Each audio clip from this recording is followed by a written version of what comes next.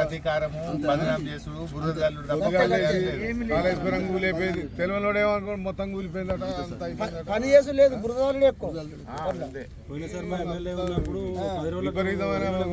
కక్ష రైతుల ఈ ప్రభుత్వం ఎమ్మెల్యే వచ్చినాక గొడవ మొత్తుకున్నా నీళ్ళు లేదు తలడీల నీళ్ళే ఉన్నాక గంట ఈ వడ్ల విషయంలో దయచేసి మీరు అందరు గట్టిగా ఉంటే మేము అసెంబ్లీలో కొట్లాడతాం మీకు అసెంబ్లీలో దుమ్ము లేపేస్తాం వీళ్ళ సంగతి చెప్తాం వడ్లకు బరాబర్ 500 బోనస్ ఇచ్చేదాకా అసెంబ్లీ నడవని అసెంబ్లీలో వీళ్ళ సంగతి చెప్తాం గట్టిగా. ఇప్పుడు నేను ఈ మాట అంటే వాళ్ళు మరుగుతున్నాడు అంటుండు. మరుగుడు అంటే కుక్కలు అన్నట్టే వ్యవసాయ శాఖ మంత్రి మాట్లాడే భాష నాది.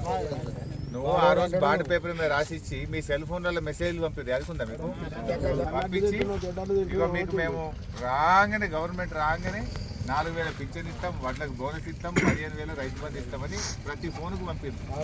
సంతకాలు పెట్టి బాండ్ పేపర్లు ఇంటికి వచ్చింది, గ్యారంటీ కార్డులని వచ్చింది. ఇవాళ ఏమైంది రా బయట తప్పుడు లేదు, అట్లా పోయి తెచ్చుకోమన్నాడు. సన్నాల పేరు మీద మోసం తప్ప అసలు సన్నాలు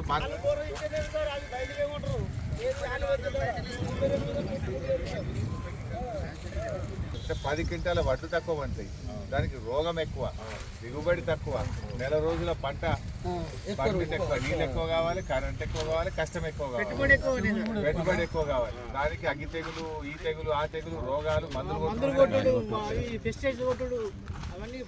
పంటని పంటకి ఇస్తా అంటుండు. పండే పంటకి పంటని పంటకి చూడు. అంటే ఇది ఎగబెట్టే కథ నడుస్తుంది అనేది మీ దాకా ఉండిందా కొంచెం?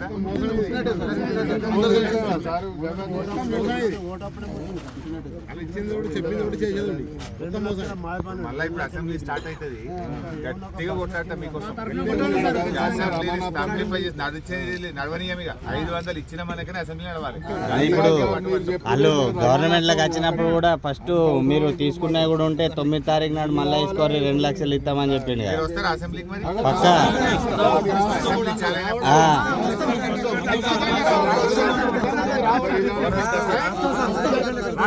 మరి పక్కా బయట పెట్టాలి. రైతుల సత్తా ఏందో చూపిద్దాం, రైతు బలం ఏందో, రైతు సత్తా ఏందో చూపిద్దాం. మేము లోపల పడతాం, మీరు బయట ఎట్లా రాదో బోనస్ చూద్దాం. అన్ని వాటికి ఇవ్వాలి బోనస్, ఇచ్చిన మాట ప్రకారంగా అన్ని రకాల వాటికి బోనస్ ఇవ్వాలని పట్టుకుంటాం గట్టిగా. పట్టుకోమంటారు కదా, మీకోసం కొట్లాడతాం గట్టిగా.